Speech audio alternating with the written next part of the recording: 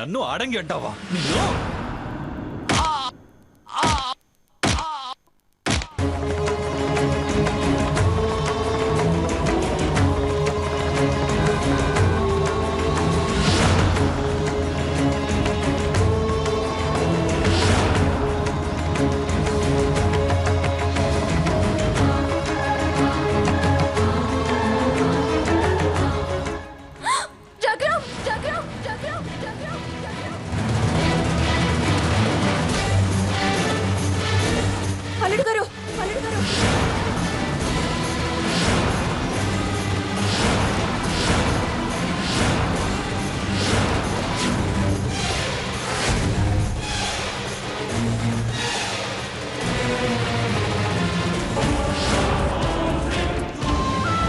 కట్టడానికి ఏదైనా తీసుకురా.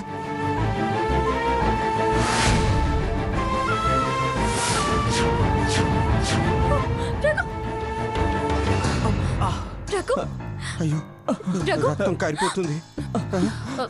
సీత సీత తల కట్టండి. వద్దమ్మా, కట్టద్దు. రఘు రా, లే. ఏదో కాస్త కలహం పెట్టి కడుపు నింపుకుందాం అనుకుంటే రక్తపాతం వరకు వచ్చిందేంటి కదా. నేను ఇక్కడే ఉంటే అటు తిరిగి ఇటు తిరిగి అందరూ కలిసి నా రక్తం కళ్ళతోస్తారేమో.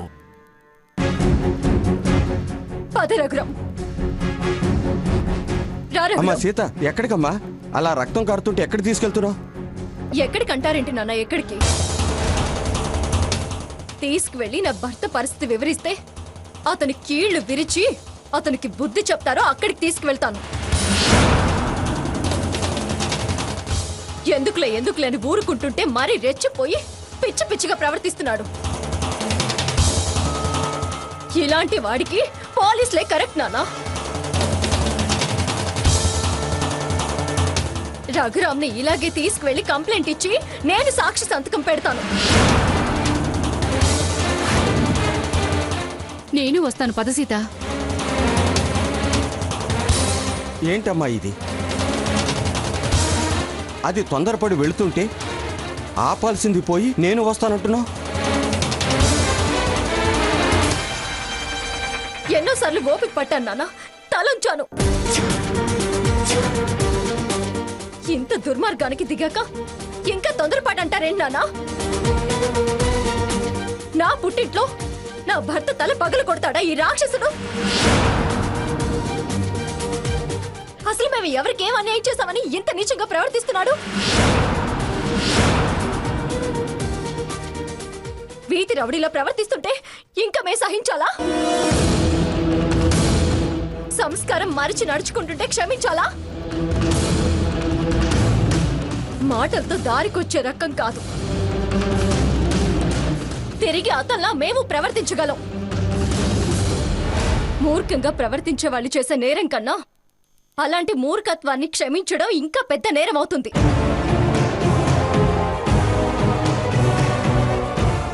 శిక్ష పడితే గాని తప్పు తెలిసి రాదు.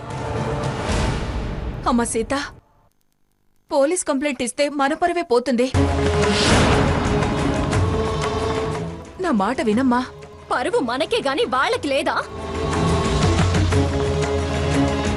తప్పు చేసిన వాళ్ళకి పోని పరువు మనకి పోవడం ఏంటి?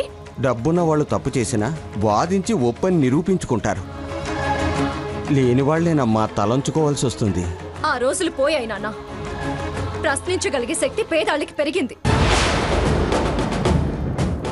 అన్యాయం గురించి నిలదీసే హక్కులొచ్చాయి. డబ్బులు శిక్షల్ని దూరం చేయలేవు, తప్పుల్ని మాఫీ చేయలేవు. పెద్ద పెద్ద వాళ్ళకి జైలు శిక్షలు పడ్డం చూస్తూ కూడా ఇంకా నువ్విలా మాట్లాడతావే నాన్న? పెద్దవాళ్ళు వేరు, పేదవాళ్ళు వేరమ్మా. వాళ్ళ తప్పుల్ని జనం చేత జై కుట్టించుకొని గౌరవం పెంచుకుంటారు. మనది ఒప్పైనా చీ కొట్టించి చులకం చేస్తారు. కానివ్వండి, ఎలా జరిగినా మాకేం నష్టం లేదు. అతను రఘురామ్ని కొట్టిన దెబ్బకి శిక్ష పడే వరకు నేను ఊరుకోను. పంతానికొస్తే అతను మంగమ్మ గారి మనవడైతే నేను రామచంద్రయ్య గారి కూతుర్ని.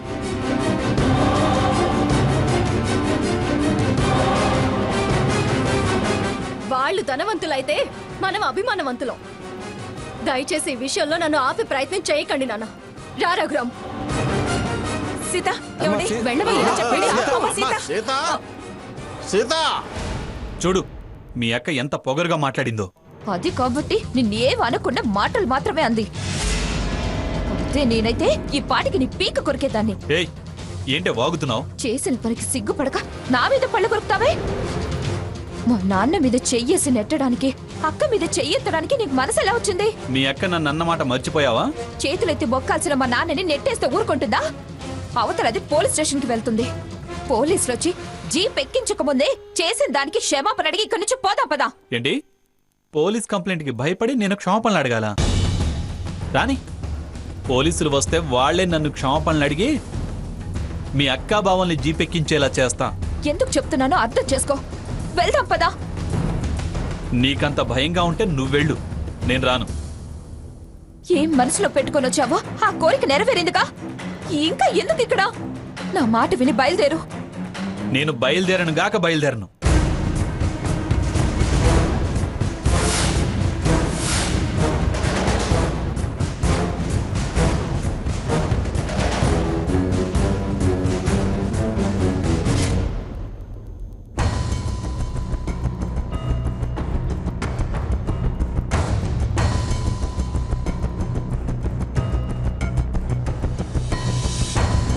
అత్తయ్య గారికి ఒకసారి ఫోన్ చేద్దాం.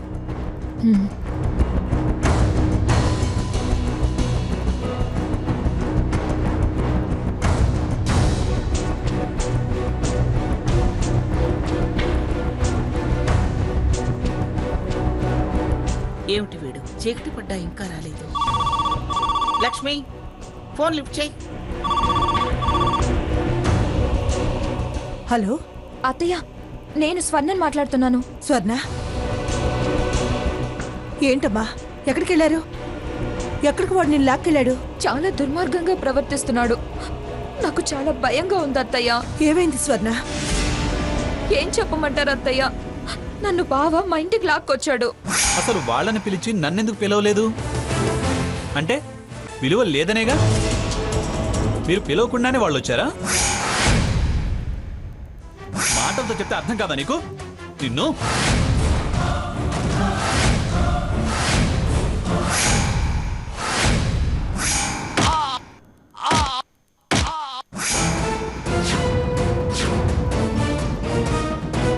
ఏంటి? సాకెట్ రఘురామ్ తల పగలు కొట్టాడా?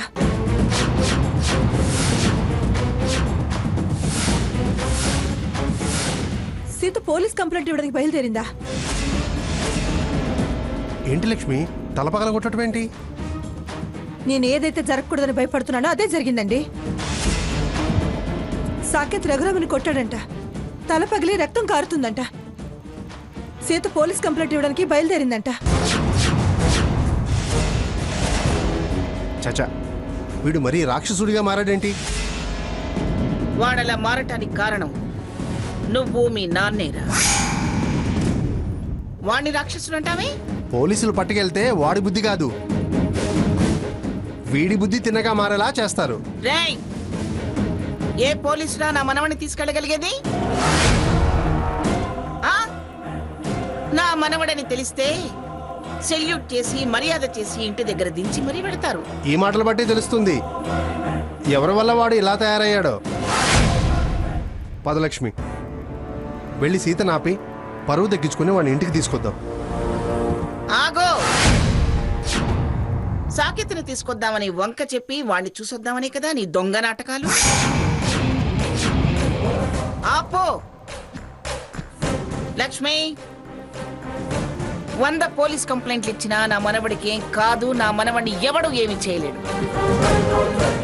వాడి మాటలు నమ్మి పిచ్చిదానిలాగా వాడి వెనక వెళ్లాల్సిన అవసరం కూడా లేదు.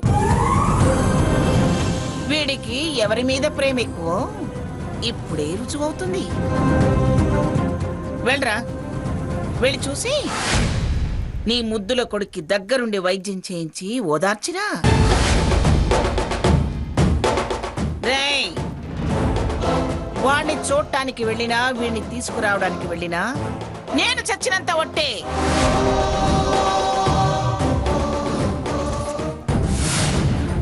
అమ్మా సీత అమ్మా ఆగమ్మా సీత ఆగమ్మా సీత ఆగవే.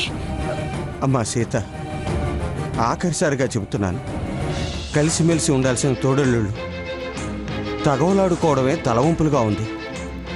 తలలు పగలగొట్టుకుని పోలీస్ స్టేషన్ మెట్లు ఎక్కితే ఇక నేను జీవితంలో తలెత్తుకు తిరగలేనమ్మా. పరువు వీధిని పడ్డాక నేను అడుగు బయట పెట్టడం జరగదు. నీ గురించి నాకు అనవసరం అని నువ్వు అనుకుంటే వెళ్ళమ్మా. కానీ ఈ ఇంట్లో దీపావళి దీపాలు అరుగుల మీద ఉండవు. నా తల పక్కన దీపం మాత్రమే ఉంటుంది. నానా ఏమండి అన్నయ్య బావగారు,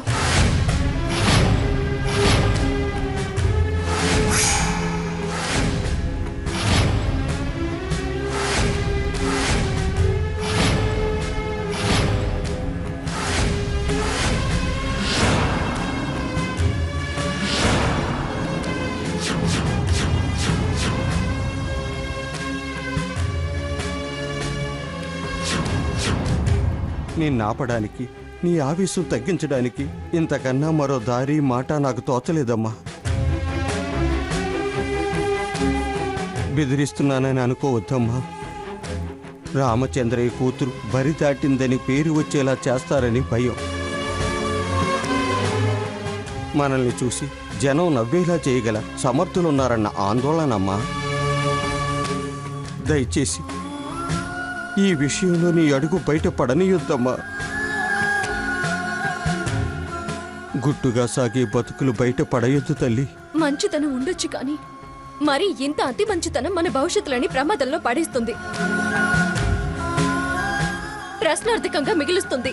భవిష్యత్ సంగతి తర్వాత ముందు ఆ రక్తం తుడిసి కట్టుకట్టు తల్లి.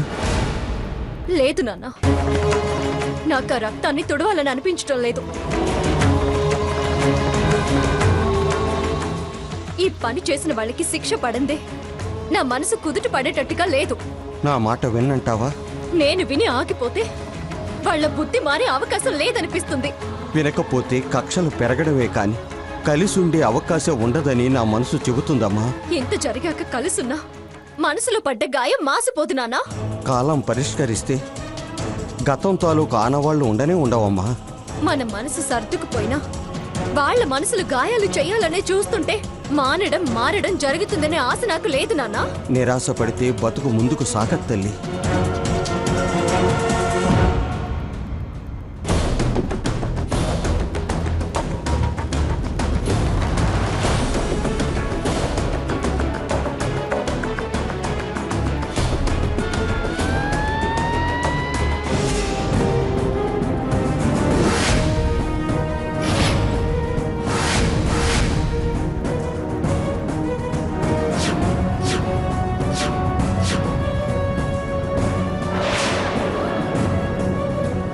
ఎవరు సాకేత్? ఎక్కడ సాకేత్?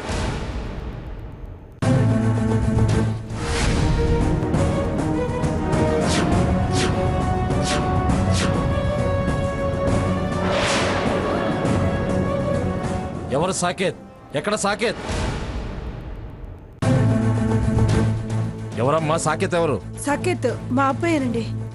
ఇన్స్పెక్టర్, అత్తయ్య గారు, ఇది ఎవరిల్లో తెలుసుకునే వచ్చారా మీరు? హత్యా ప్రయత్నం చేసిన నేరస్తుడి కోసం వచ్చిన వాళ్ళం. మాకు వాళ్ళ హోదాలతో పని లేదు. సోదా చేసి నేరస్తుల్ని పట్టుకెళ్ళటమే మా డ్యూటీ. సర్వీస్ లోకి కొత్తగా వచ్చినట్టున్నావు. ప్రమోషన్ కోసం ఓవర్ యాక్షన్ చేస్తే డివర్షనే కానీ ప్రమోషన్ ఉండదు. మీ బెదిరింపులకు భయపడి మేము డ్యూటీ మానేస్తే అసలు పోస్టే ఉండదు. చూడండి, డ్యూటీ ఆఫీసర్ని బెదిరించారని మిమ్మల్ని అరెస్ట్ చేయాల్సి వస్తుంది. నేనెవరో తెలుసా? నాకు పర్సనల్ బయోడేటాతో పని లేదు. చట్టం నేరస్తులా కాదా అని మాత్రమే తెలుసుకుంటుంది. మేము నేరస్తుని వెతికి పట్టుకోవడానికి మాత్రమే పేరు తెలుసుకుంటాం. కంప్లైంట్ సాకేత్ మీద ఉంది. మాకు అతను మాత్రమే అవసరం. సార్, ఇతనే సాకేత్. ఇన్స్పెక్టర్ గారు, చిన్నతనం, ఆవేశంలో ఏదో తొందరపడ్డాడు. వాడిని స్టేషన్కి తీసుకువెళ్ళకండి ప్లీజ్. ఆవేశమో తొందరపాటు పగో ద్వేషమో కోర్టు నిర్ణయిస్తుంది. అడ్డుపడి మీరు నేరం చేయకండి. Constables arrest him. గ్రాని సాకేత్, నాన్న సాకేత్, సాకేత్. అత్తయ్య, ఇన్స్పెక్టర్ గారు, నాన్న సాకేత్.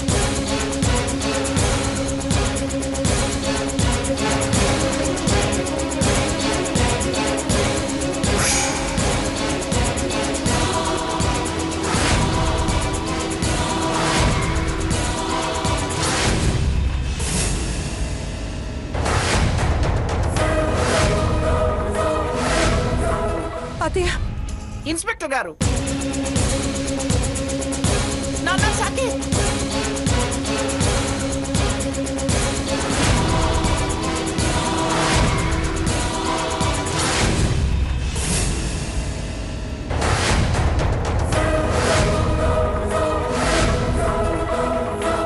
అత్తయ్య, గ్రాని సాకేత్, గ్రాని సాకేత్, సాకేత్, సాకేత్, సాకేత్, సాకేత్, సాకేత్.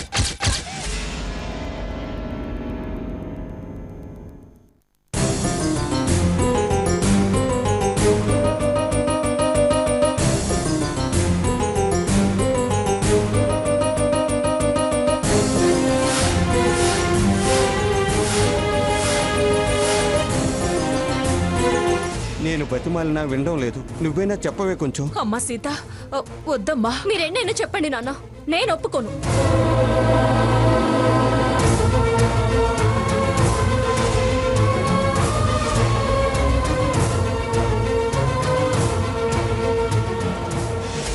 అమ్మ అమ్మ సీత, సీత, నా నేను మాట చెప్పేది వినమ్మా.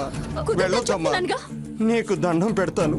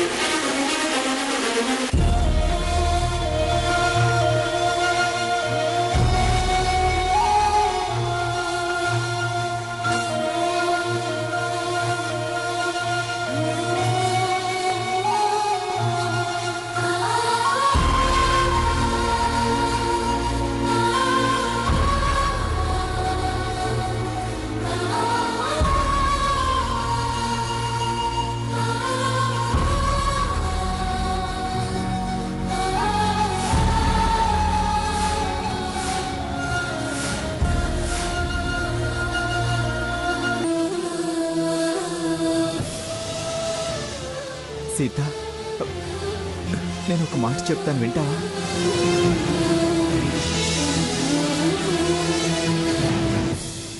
లే సీత, లే.